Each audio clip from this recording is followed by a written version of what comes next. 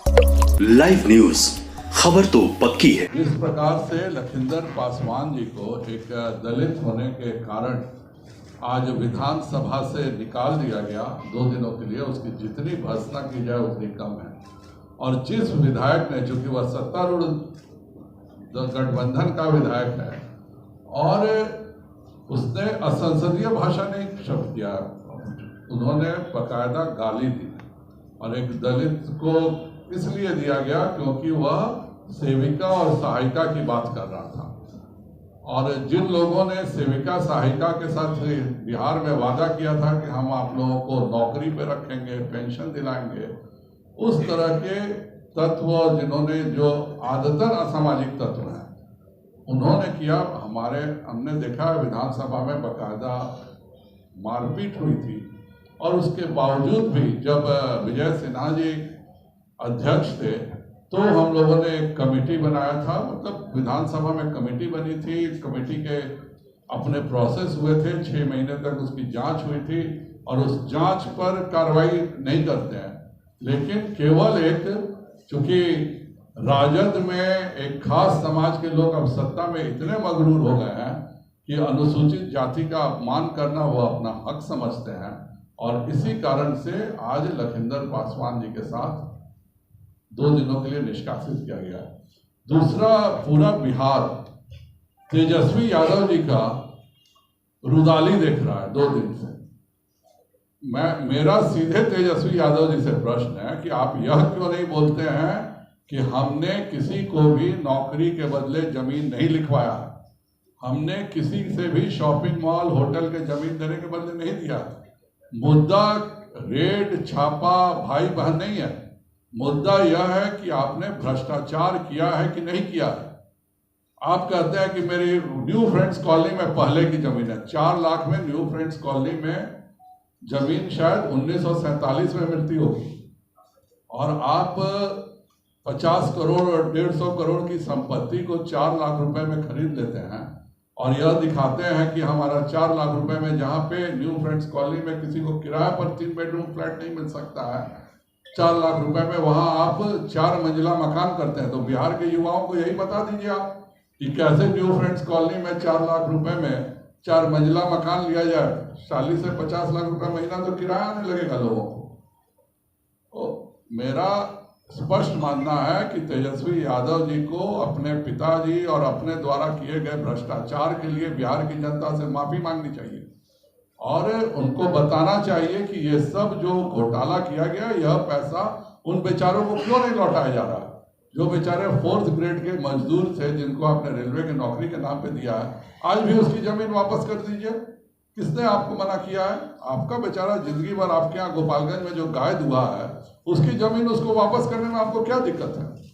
तो ये सारी बेनामी संपत्ति जिसकी वो बात करते हैं, बेनामी संपत्ति इसी को कहते हैं कि जब आपका गाय का दूहने वाले के पास 70 लाख के आपके परिवार को दान देने की क्षमता हो जाए, तो इसी को बेनामी संपत्ति कहा जाता है। और बिहार की जनता को निश्चित तौर पर संज्ञान लेना चाहिए कि महागठबंधन के झूठे वादे, चाहे वह शिक्षकों की नौकरी का हो, 10 लाख की नौकरी का हो, या फिर आज हालत यह हो गई है कि अब तो राजद के नेताओं की किडनैपिंग शुरू हो गई है।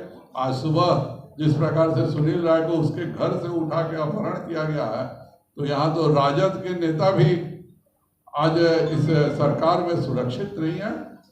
भारतीय जनता पार्टी का स्पष्ट मानना है कि विधानसभा अध्यक्ष को उस विधायक के प्रति कार्रवाई करनी चाहिए जिसने अपशब्दों का प्रयोग एक अनुसूचित जाति के हमारे लखिंदर पासवान जी पर किया है। एक बहाना करके उन्होंने खुद अपने से फिक्स किया माइक, लेकिन इसको बहाना कर दिया गया कि ये माइक उखाड़ा गया। जो माइक उखाड़ेगा वो अपने से क्या फिक्स करेगा क्या? तो बिहार में लोकतंत्र की हत्या की जा रही है। और तेजस्वी यादव, जो कि भ्रष्टाचार के हिंदुस्तान के सबसे बड़े प्रतीक हैं, उनको जनता के पास आके माफी मांगनी चाहिए। जितनी संपत्ति उन्होंने दान में ली है वो सब संपत्तियों को लौटाएं। और ललन सिंह जी को भी सामने आना चाहिए। आज जो वो कहते हैं कि बहुत गलत हो रहा है, तो ललन सिंह जी को बताएं वो कि उन्होंने जो कागज दिए थे क्या वो सारे कागज फर्जी थे, या ललन सिंह स्वयं सरकारी गवाह बना के बचा दें तेजस्वी यादव को। वो बताएं कि उन्होंने, ललन सिंह को बताना चाहिए कि किस तरह से उन्होंने साजिश रचा, कैसे उन्होंने लोगों को चढ़ाया कि तुम लोग जाओ लालू यादव जी से मिलो और कहना कि हम जमीन देंगे, आप इसके बदले नौकरी दीजिए, और ललन सिंह जी के साजिश का शिकार लालू यादव हो गए। या तो वो दोषी है या ललन सिंह जी दोषी है, तीसरा कौन दोषी है इस मामले में?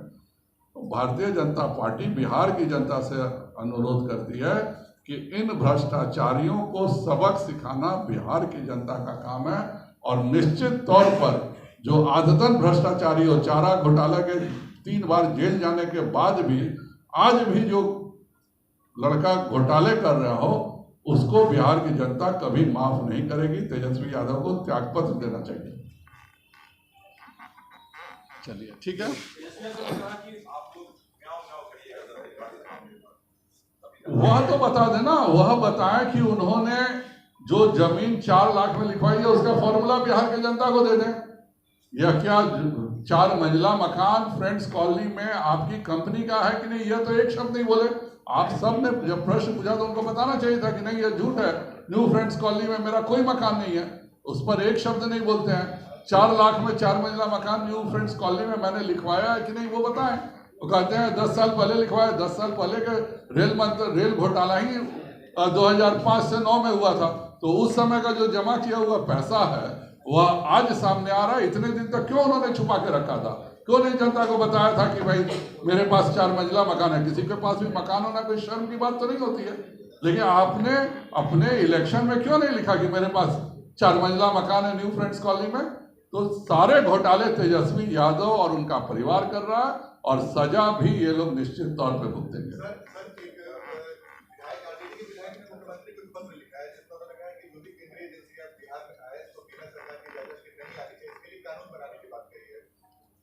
भ्रष्टाचारियों को शरण देना इस पूरे सरकार का पहला कर्तव्य बन के रखा हुआ है, और भ्रष्टाचारियों को शरण देने में ये लोग क्या क्या करेंगे, लेकिन ज्यादा आसान यही था कि ललन सिंह जी यह बताते कि उन्होंने यह पूरा नौकरी घोटाला मनमोहन सिंह को गलत दिया था। एक शब्द ललन सिंह इस पर नहीं बोलते हैं, कहते हैं ईडी और गलत कर रही है। आप ही बोल दो ना भाई, आप ही का दिया हुआ कागज है, आप बोलो कि मेरा कागज झूठा था, कहानी खत्म हो जाएगी। आज तक तो ललन सिंह ने ये नहीं बोला कि मैंने जो कागज दिया वो सरासर गलत है। तेजस्वी यादव कह रहे हैं कि तस्वीरों में साफ है कि माइक तोड़कर काम किए। देखिए वो माइक जोर से पकड़े थे, और इन्होंने जो मारपीट किया था आज से 2 साल पहले, हर किसी को मालूम है कि स्पीकर के चैम्बर पे पत्थरबाजी किया इन्होंने, स्पीकर के सारे मार्शलों के साथ मारपीट किया था। उसके बावजूद भी जब एनडीए का बिहार में शासन था तो इतना सब सहने के बावजूद हम लोगों ने सदन चलाया गया। आज केवल इसलिए किया गया है क्योंकि एक पासवान जाति का व्यक्ति ने, यह विधायक ने यह काम किया था, तो इनकी जो नफरत है दलितों से वो तो जग जाहिर है, और उसी का नतीजा है। अगर वह पासवान के बदले किसी और समाज का होता तो अवध बिहारी चौधरी हरगिज यह काम नहीं करते। आरजेडी के विधायक भाई वीरेंद्र ने कहा है कि भाजपा गोडसे की खानदान है। भारतीय जनता पार्टी ने जो काम किया है उसके बारे में ये बताएं ना। भाजपा ने गरीबों का काम किया तो वह उनको अपराध लगता है, भारतीय जनता पार्टी ने अगर भ्रष्टाचारियों को पकड़ा है तो यह उनको अपराध लगता है। माननीय तेजस्वी यादव जी ने और लालू परिवार ने जितने घोटाले किए हैं, कोई भी कहानी बना लीजिए, आप सब जेल जाइएगा। हम लोग 2 दिन अभी वो विधानसभा में यह रणनीति तय कर रहे हैं, लेकिन निश्चित तौर पर यह सदन का काला दिन इसी को कहते हैं जब अकारण आपने जब मारपीट किया था पिछली बार, मार्शलों को पीटा था, उसके बावजूद भी विजय सिन्हानी जी ने धैर्य रख के उसका निदान निकाला था। लेकिन अवध बिहारी चौधरी जी से मेरा स्पष्ट आरोप है कि पिछले बार जो जांच हुई, जांच की रिपोर्ट आई, उस पर आज तक कार्रवाई नहीं हुआ, और इसमें 10 मिनट में आपने कार्रवाई कर दिया, ना इसका जांच किया ना कुछ किया। इसलिए आपने नहीं किया क्योंकि तेजस्वी यादव जी को बिल्कुल पसंद नहीं है कि कोई दलित समाज का व्यक्ति जोर से बोले, और केवल इसी अपराध के लिए लखिंदर पासवान जी को सजा दी जा रही है। सर नौकरी की बात करते हैं तो तेजस्वी यादव कह रहे हैं कि ये लोग 2 करोड़ का वादा किया। बिल्कुल, जाके तेजस्वी यादव को दिक्कत क्या है, पढ़ने नहीं आता है। 18 करोड़ लोगों को मुद्रा योजना से लोन अगर नहीं मिला तो तेजस्वी यादव बात करें। हमने रोजगार के अवसर का बात किया था, 18 करोड़ का तो सीधा हिसाब केवल मुद्रा योजना में है। लाइव न्यूज, खबर तो पक्की है।